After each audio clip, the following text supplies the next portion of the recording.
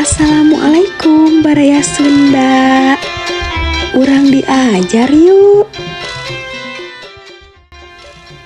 Kaulinan barudak teh mangrupa kamonesan anu mineng dilakukeun ku barudak dina mangsa karineh.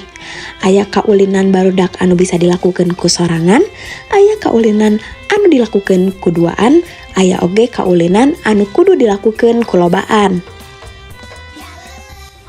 Nu kahiji aya oray-orayan.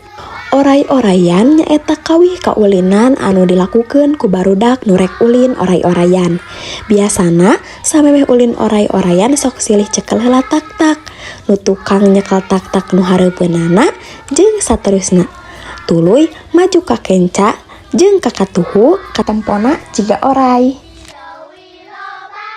Nu kadua jajangkungan, nyaeta kaulinan tradisional Sunda anu sok diulinkeun pikeun ngasah keterampilan ngamainkeun jajangkungan tina awi.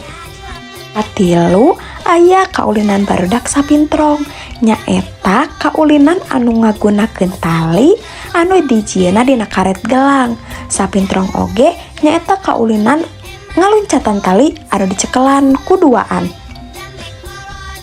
Kaulinan barudak anu pamungkas aya bakyak.